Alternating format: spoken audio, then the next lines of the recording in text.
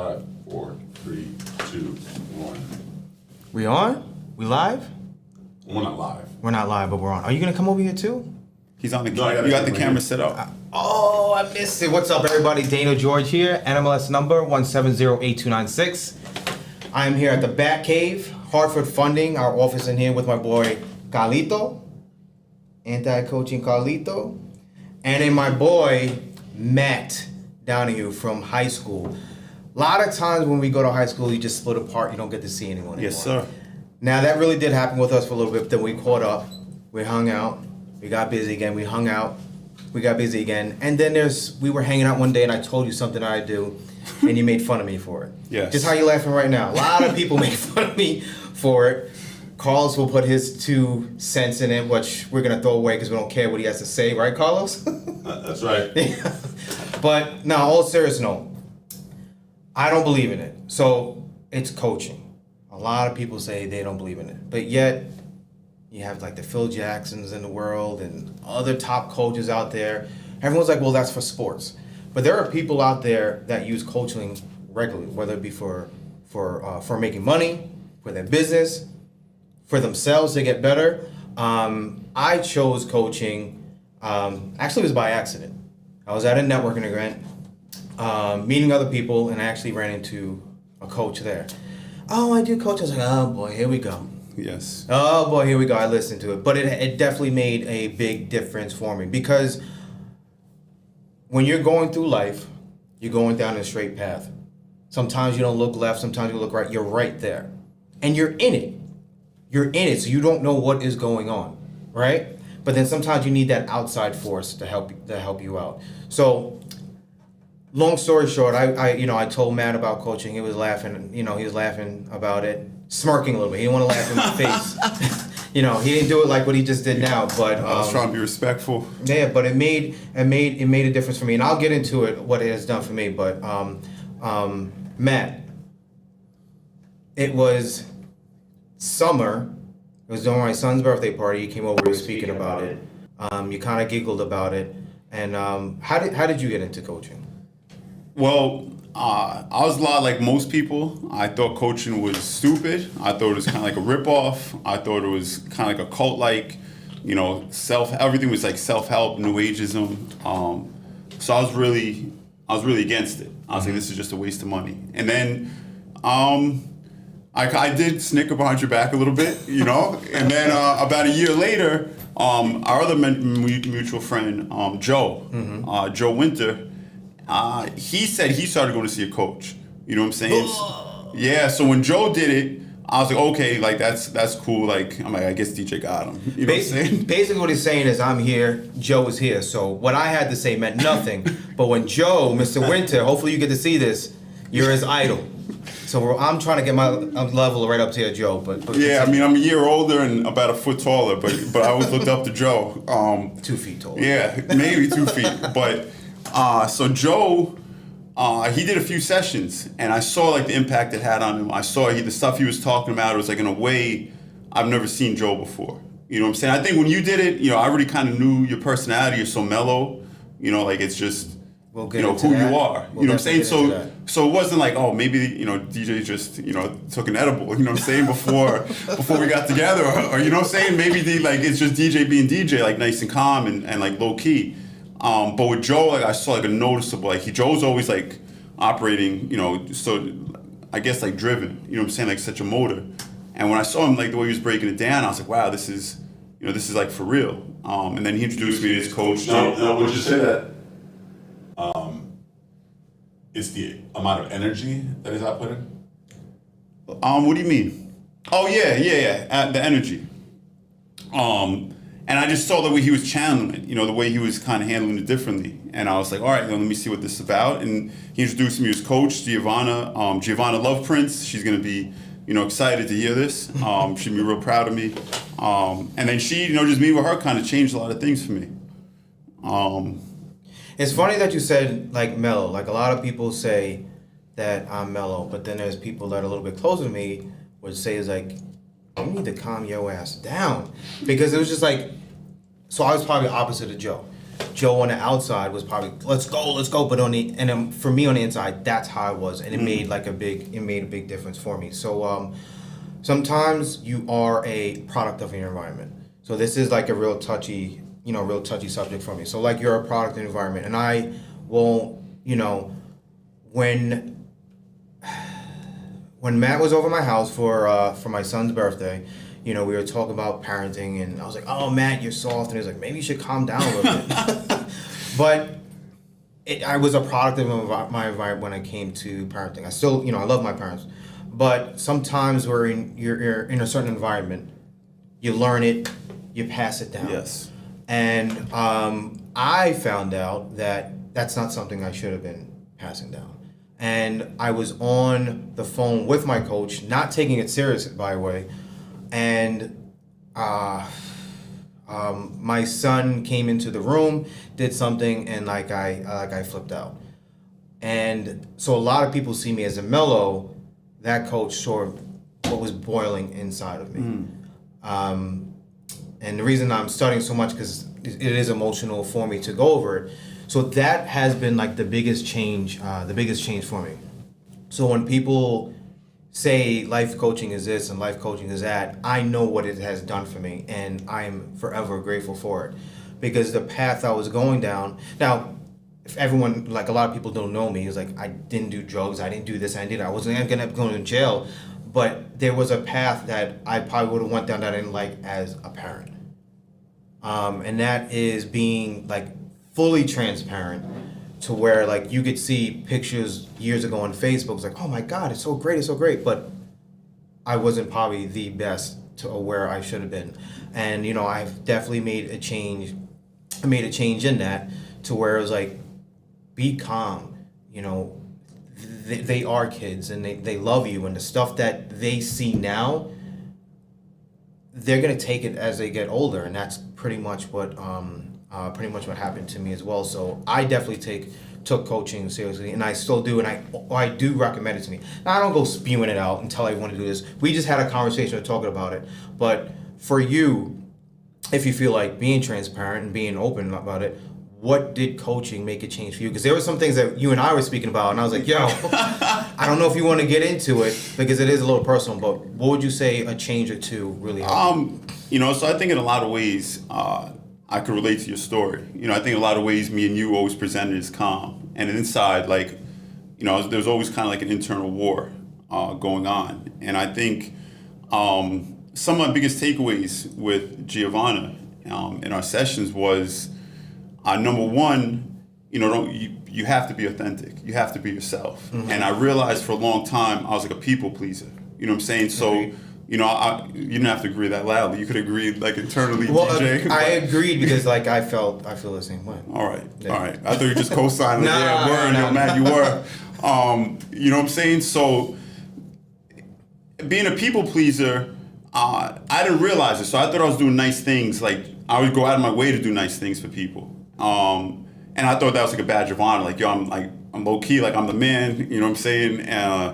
And I was always a big believer too, there's a verse in the Bible, and I don't want to get religious, but, it's like when you give with your right hand, your left hand shouldn't know what your right hand is giving. You know what I'm saying? So I used to do all these kind of good deeds, and then on top of that, I wouldn't tell nobody about it. So in my mind, I'm like, yo, like, I'm really the man, but my identity was kind of based on what I was doing for other people. Mm-hmm. And, another aspect of that I struggled with was like, who am I? You know what I'm saying? Because I'd be around different people and I kind of take on like that persona of who they expected me to be. Yeah. Just because I want to fit in. So working with Giovanna, my first session, she did like this amazing kind of like mental journey. Like we were going through like woods and stuff, and there was like bears involved, and then like my dad and grandma appeared, and it sounds like crazy, because like Joe, when my friend Joe told me about this, I'm like, all right, Joe, like, Joe's, yeah. So I don't want to say it out loud, but, so I thought Joe was just,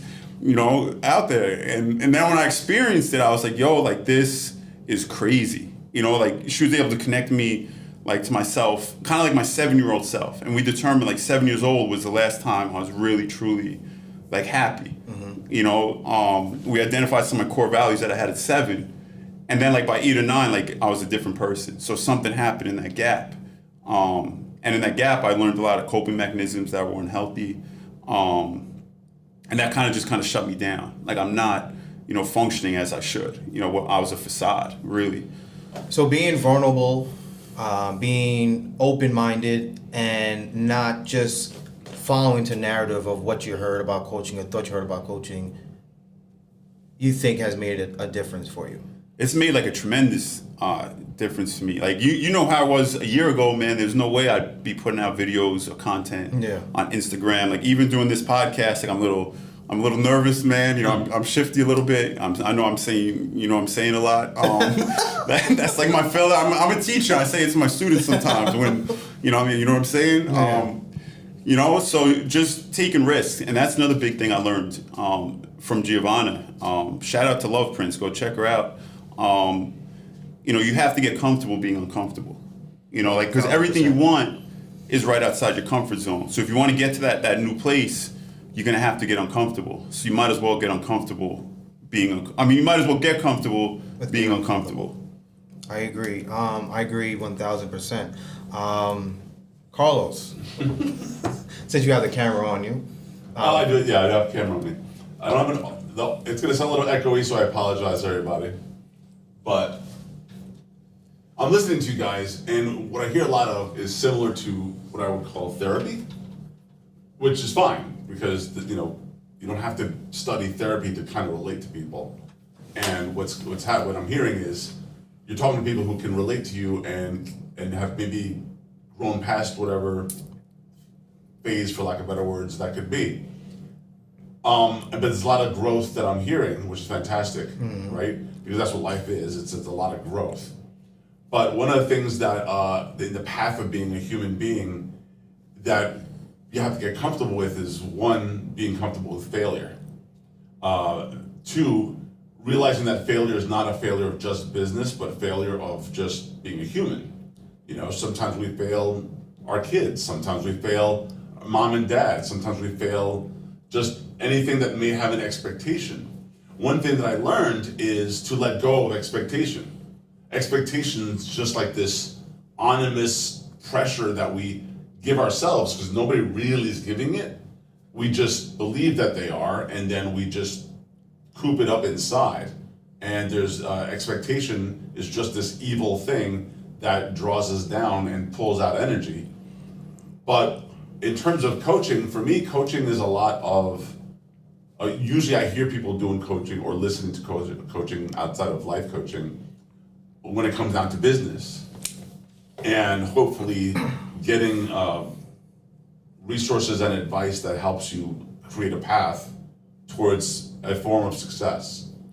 And sometimes, so I'm the devil's advocate, I'm supposed to be the guy who's anti-coaching, so. Not supposed to. Well, no, I mean, I was like you said earlier, anti-coaching. My biggest thing was there's a lot of people talking as coaches, and me having whatever experience I have at this point in time, I'm like, what are you talking about? Like, that's not even right. And that's my concern when it comes to coaching. I know there's some coaches that go through some education process and they get some certification of coaching, which is good. At least, there's something. Because the problem with some coaches is accountability. Now, most coaches are great. Most coaches want you to be better and stuff like that. Some coaches are just trying to be coaches to see if they can make money out of you. So that's my 2 cents in terms of the negativity. But in respect for someone trying to look for someone else to help you grow, I think that's an added benefit. And there's a lot of different ways and a lot of different people you can go to for that. Me, I'm more of a person who likes to pursue a mentor. Someone that have gone through that path, and now they're like, look, my path has led me to certain successes, yet it does not mean that if you follow their path or do exactly what they do, you're gonna succeed. And that's a hard pill to swallow for a lot of people. Some people just buy a ton of business books and think that if they follow the step-by-step guide, you're gonna be like, yay, I win. Well, I was going not to interrupt, but I'm going to interrupt. But I think That's a life coaching, by the way. You wouldn't have done that. You wouldn't have done that 2 years ago. What you just said is very important. There's a couple things, is especially the last part of, if someone sets a path and says you don't follow it, and you feel like you're going to stray off and you're not going to succeed. I think that's very important, and I think that shows the type of person, mentor, coach, whoever you speak to, leader, is that it's not a set path. You know what I mean? Like, you might want to go down that path, but all three of us are different.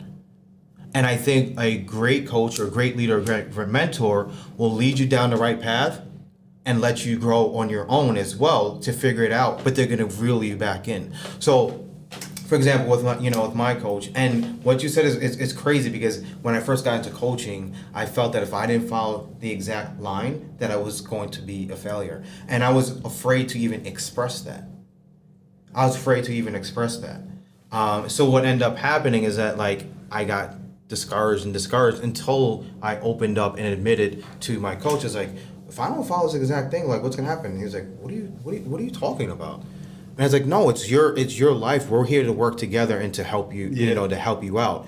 And I think that's what a lot of people, and it's funny that you said that, like, maybe more people think that as well. And, like, even for me, like, I feel like if I don't follow the path of certain people, and it even comes to business, and then I realized I was like, I can't follow that exact path because I'm not that person. I am not them.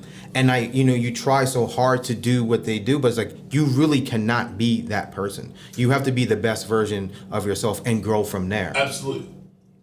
It's hard to be authentic and try to be somebody else. Yes.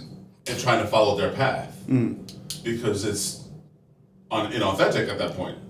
And I think that was something I was battling, because you want to be real, but you're trying to do this, but that's not you. And then there's a conflict, and then that's where you get discouraged and you don't see the growth. Yeah. You want to say anything?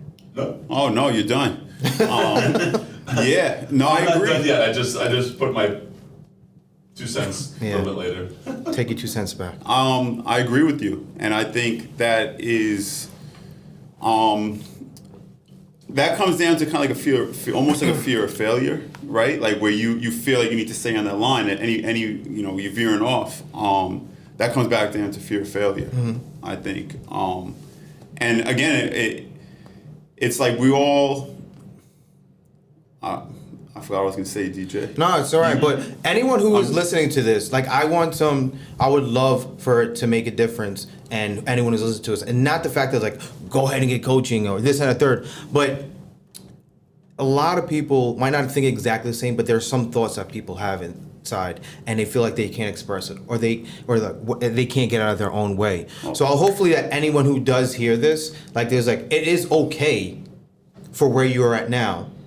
It is okay to be the version of yourself, even if you want to mimic someone that they're doing, but still be the person yourself. So I took another note on what you said, and it comes back to, is like, when you say coop it up inside. So there's things that you leave inside. Like, a lot of people do that. Everyone does that, and it slowly but surely works its way into your brain and parks a spot in your head rent free. Yes. It will work in your head. So when you're like, why can't I get this done? That spot is taken by whatever negative thought you had, whatever thing you experienced, and whatever's like, I can't express it because I'm too much of a man to say it. Yeah. So stuff that's cooped up inside, why I do coaching as well, is like, whether it be coaching, therapy, or mentor, to get it out and to learn, and to learn from it. Yeah. So something I started doing in maybe July or August is something called emotional dumping. So every single day for about 10 minutes a day, You're right. I just write down all those negative thoughts, all the negative emotions, anything I'm anxious about or worried about. And as you write it's like your brain just kind of processes it differently, and it's a way to just kind of like you just dumping it out, and now it's there and it's not in your mind anymore. You processed it, and after 10 minutes I always follow up with 3 things I'm grateful for.